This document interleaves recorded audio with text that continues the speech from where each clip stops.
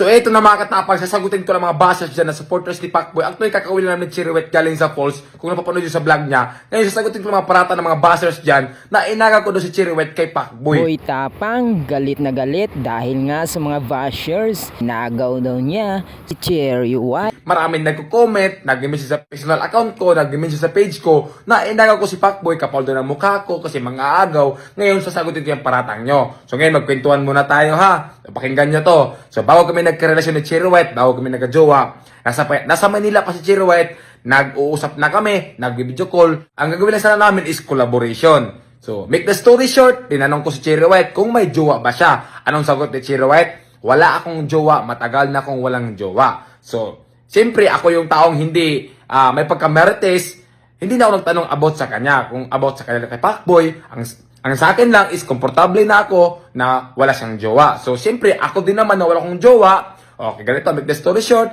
So, habang tumatagal yung pag-uusap namin, pakikilala sa isa't isa, habang lagi kami nag-video call, nagkaroon kami ng feelings, nagka-develop kami, hanggang umabot sa punto na pumunta siya ng Cebu, nagkaroon na ng something sa aming dalawa. So, wag yung sabihin na inaga ko si Chiriwet kay Pacboy. So, imposible naman ang babae papatol sa isang lalaki na may karelasyon. Alam nyo yan, girls, na hindi nyo gawain yan na magpagrelasyon sa ibang lalaki na may relasyon kayo. So, di natin alam kung anong rason kung bakit wala na sila ng Pacboy.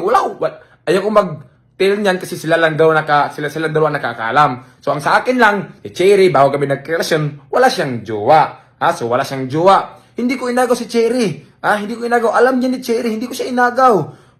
At ito pa, hindi ako yung klaseng lalaki na basta-basta lang dyan. Kasi hindi ako pogi. May prinsipyo din ako. Ako yung lalaki na pag nilawayan na ng iba, ayaw ko na rin lawayan. Ganun ako.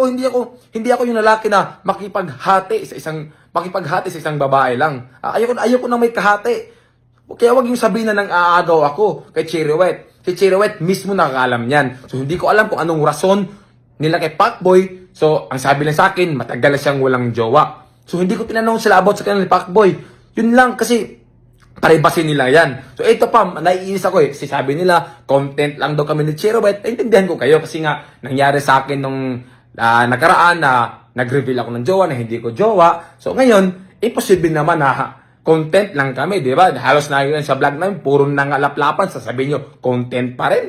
May ganun ba? Di ba? So, paano nyo sabi na content lang kami ni Chiri? Nagkataon lang nung birthday ko na marami akong inimbita ng mga vlogger at yung mga vlogger naman, binidyohan kami habang sumasayaw. Siyempre, di namin natiis yung sarili namin. Naghalikan kami. Binidyohan nila. Paano nasabi yung content? Hindi nga namin vlog yun, di ba? So, content yun ng mga ibang vlogger. So, sila yung nag-content sa amin. Ang sa amin lang is ginawa lang namin yung relasyon namin na ano yung nararamdaman namin, di ba? So, kaya nasabi yung content lang. So, hindi kami ang nag-content, mga vlogger, kasi maraming vlogger doon nakatutok. So, actually, sinabi ko kay Cherry na wag muna kaming mag-private relationship muna kami. Kasi nga, pag social media talaga, maraming makisasaw, maraming masasabi, di ba? So, wala eh.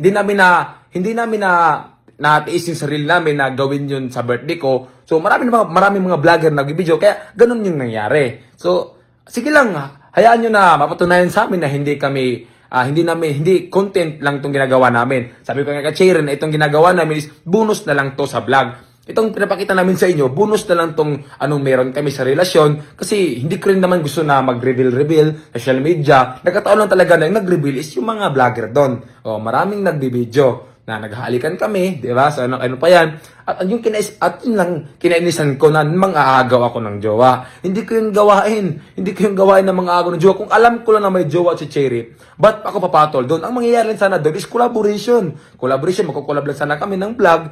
Siyempre, wala siyang jowa, wala din akong jowa, nagkamahalan kami, di ba? Nagkagusto kami sa isa't isa. So, hindi ko kasalanan yun. Kung si Cherry ay may karelasyon siya, o tinago niya sa akin, may jowa pala siya, hindi ko kasalanan. Kasalanan ni Cherry yun. Na nakipagrelasyon siya sa akin na may karelasyon pala siya. Yung inamin sa akin, wala siyang jowa, di ba? So, hindi ko kasalanan yun. Kasalanan ni Cherry yun. Pero, wala naman talaga. Totoo naman talaga na wala siyang jowa. So, yun lang. Huwag niyong sabihin sa akin na manghahagaw ako. Kasi hindi ko yung gawain. Hindi ako yung tao na nakikipaghati sa isang babae. Kahit hindi ako pogi, hindi ko manghahagaw. Hindi ko gawain yun. Ayokong sasakit ulo sa kakaisip. Di ba? Kaya wag yung sabihin sa akin ha, nangaagaw akong jowa. So yun lang, naiinis lang talaga ako sa mga bashers. Pasensya nyo, di ako nagalit. Nagpalabas lang ako ng aking nararamdaman sa mga sinasabi sa ibang tao dyan. Kasi ito lang ako, nagpakatotoo lang ako sa kay Cherry. So, yun lang, pasensya na kayo kung ano yung, kung parang galit ako. Naiinis lang talaga ako sa mga nagko-comment at nagbabas dyan. So yun lang, pasensya na talaga.